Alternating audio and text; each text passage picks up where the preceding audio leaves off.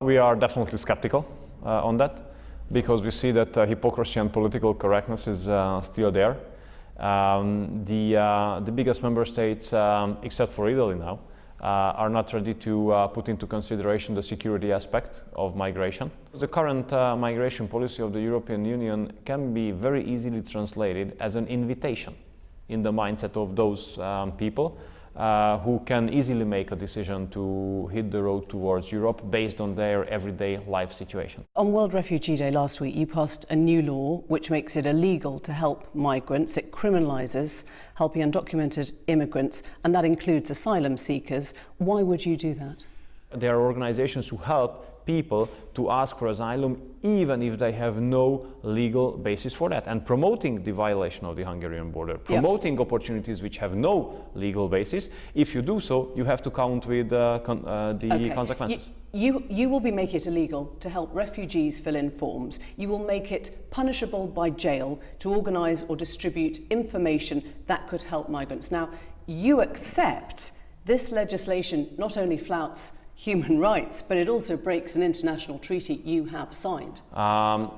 The content of the law is not what you have listed. The content of the law is that if you promote illegal possibilities to come to Hungary, then you have to count with the consequences. Right? Because anyone who lands in your country who calls themselves an asylum seeker has the right to have their papers and their situation examined. And you are now making it illegal, unless I've got that wrong, to help somebody find out or promote or we are from the south, we are surrounded by peaceful countries. So those people who were violating our borders all came from peaceful countries like Serbia and Croatia. And there's no any point of reference in any piece of international regulations why you should be allowed or helped or assisted to violate a border between two peaceful countries. Okay. You do know that you don't have an immigrant problem in Hungary. You do know that your own official data says you have 3,600 asylum seekers in a country of 10 million. You do know that there were 300 asylum claims only this year. You don't have an immigrant problem in your country. No, the challenge is that since the policy of the European Union is still built on invitation, and there are tens of millions around Europe who can hit the road very easily. It's gone down 51% in the last year. But it's gone down 81% in the last 2 years. Okay. So when you talk about this invitation, you're inventing something that doesn't exist anymore. If you allow me to finish.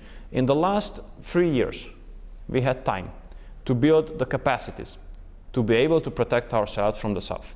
We had the time to build capacities to control our border. Now tell me, if the Western Balkan routes gets activated again, who will stop the illegal migrants? The first defense line is still Hungary, the southern border of Hungary, because the countries south from us either do not have the capacity or do not have the willingness to stop such kind of influxes. Except, of course, you use this question of an influx or an invitation or security, whereas really it comes down to something much more simple with your government, doesn't it? When you look at Viktor Orban's words, he's compared immigration to a flu epidemic, he's talked of Muslim invaders, he's talked of Christian Hungary and a mixed population with no sense of identity, and he's called the people coming in potential terrorists. So this isn't actually about immigration, is it? It's about xenophobia. No, I have to reject that, and I take it as an insult, what you have just said, because we Hungarians, we do have the right, and no one can take that away from us. We have the right to make our own decision, whom we would like to allow to enter the territory in Hungary and who we do not allow to enter the territory of Hungary. That you don't want to come in are Muslims, is that right? Just if you can let me finish. That if you don't mind, because that goes straight to the heart I would like to answer your previous question, because that was concluded by a very serious insult against my country, and I have to reject that again, because I always have shown respect to everyone who asks me, but I expect respect not for myself, because who cares, but for my country and for the people I represent, and calling okay, country is xenophobic, you know, it's an insult, especially if you put into consideration Hungary. And no one can take away the right of decision of us with whom we would like to live together. And yes, it is our intention to keep Hungary a Hungarian country. And yes, we do not agree with those ones who say that multiculturalism is by definition good. If you say that, we respect that. So you stand by this idea of Muslim invaders, right? Sorry? You stand by this phrase that your Prime Minister used of Muslim invaders? I stand by, of course, all of the statements of my Prime Minister, and stand by our position. Potential terrorists. And stand by the position that if you allow hundreds of thousands of people to enter the territory of the European Union without control, without check, does it give the opportunity for the terrorist organizations to send their terrorists to Europe? Yes, it does. What we don't want is a massive illegal influx coming from the south to us. We want to keep Hungary a Hungarian country, and we don't think that multiculturalism is by definition good. If you think so, if people in this country think so, we respect that, no problem. But please don't put pressure on us. There was an election in April. Come on, don't deny that. There was an election in April. Which many of your opposition do not believe was fair. They believe that your party used extra campaign funds to help Viktor Orbán to a success. That's unserious. Okay, I'm talking about what your opposition say. Yeah, okay, and represent them. 70%.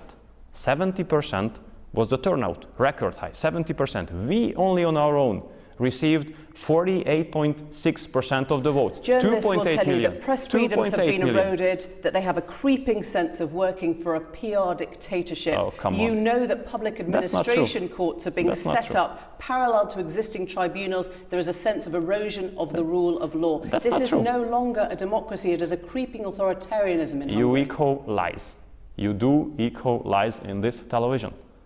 And I don't think it's fair that you are unbalanced, you are one-sided. You look only at the opinion of those ones who are frustrated because they lost elections. They wanted to fire that government. Okay, and that government won. That government won the third consecutive election with a constitutional majority. Why don't we respect the decision of the people? The problem with the EU is it believes in tolerance, diversity and human rights. But is it your problem you are or what? Rejecting them all. But why do maybe we do so? It isn't for you. Why do you insult a country of Tolerance, 10 million people? Diversity and human rights. Yeah. Because of the laws you're now introducing. They're not my laws. They're the laws of your government. But they are not against the European values. They are not against the European values. I understand that the liberal mainstream doesn't like our laws.